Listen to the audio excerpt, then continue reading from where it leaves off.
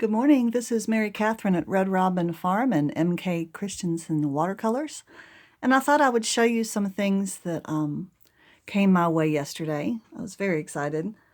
Other people have done better reviews of these paints, so I'm not going to go through the long ordeal of reviewing all the paints. But this is a brand called Pretty Excellent.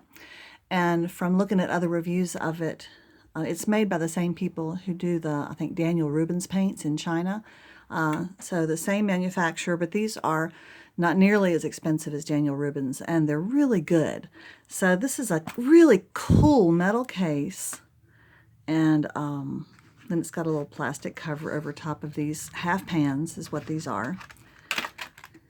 And other people have been able to remove this tray of half pans. There's also some glue under there, and I tried, but I don't want to break it or anything. So really pretty paints, very vibrant. They don't fade. They're not pale like some watercolors are. And then this is a nice little sheet where you can put your sample colors, which I did yesterday. That's always fun to do. And I'm going to tape them up over here in my studio so that I can always find them easily. If I stick them in a drawer, or put them inside of here, I won't be able to get them out. So I think, let me turn this a little bit so you can see how I've put them up over there on that little wall. You can see how messy my creative space is. That's okay. We all do our creative space differently. So I am really looking forward to using these paints. And they also come with a water brush, which I have never had before. And I used a little bit yesterday. I'm going to have to figure out how in the world this thing works. I find myself dipping it in the water just like every other brush, so I'm not really sure how it's different. But it does give you this nice, this vial supply of water that goes straight into the brush. And it does have a really nice fine tip, almost not quite as long as a dagger brush, but yeah, really nice fine tip. So that was fun. That was a neat addition. So I'll keep that over there.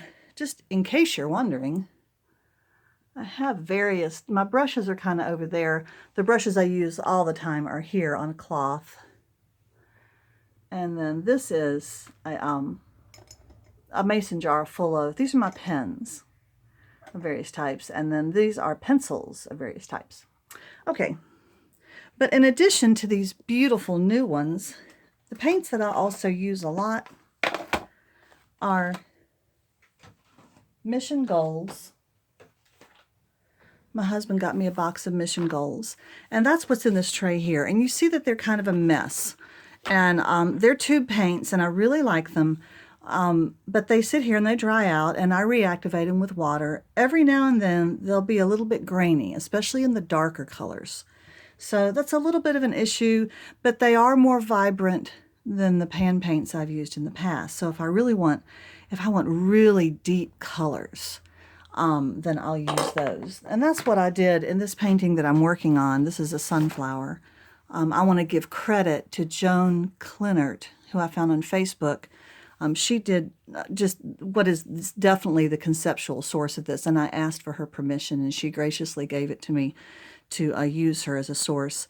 But this nice deep blue here comes from basically a blend of some of these blue tones over here. The other paints that I have loved using for over a year that my son and daughter-in-law gave me are these Kuritake pans. These are full pans.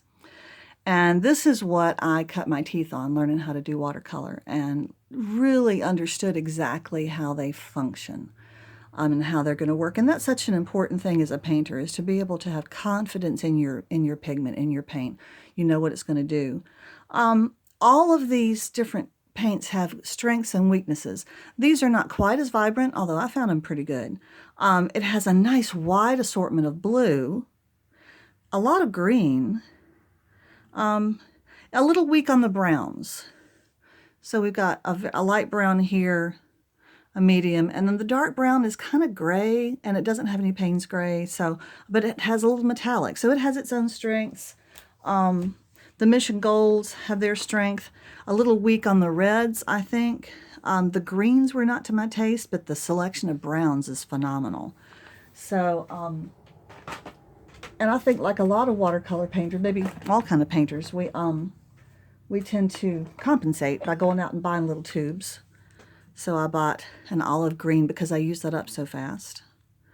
I got some cadmium yellow because it didn't come in my mission goals.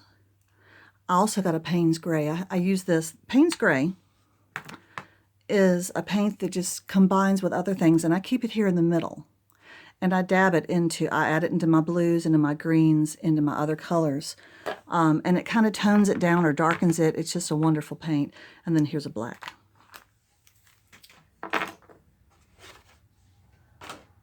The other thing that we did yesterday is we went to the hardware store because I've been using this horrible board to paint on. It's way too big, way too heavy. It is stained and shellacked and all that stuff. And I had heard that I just really needed to get a rough board, something that has some texture. It's not going to stain your watercolor, and it really helps for the tape to stick to it. And I need to get some gum tape. I don't have that yet either. This board was a long board, so it was these two pieces together. I can't really get that into the camera. But I got my husband this morning to cut it. There it is in its whole length. I got him to cut it, and it's 12 inches across and 24 inches long. And so if you're painting on a 9 by 12, like this one is, this is a piece of 9 by 12 arches. When I put it on there, it gives me just the right amount of edge room to tape that down if I want to. I didn't stretch this particular piece because it's never really all wet at the same time. So it works fine without being stretched. But this is a wonderful stretching board.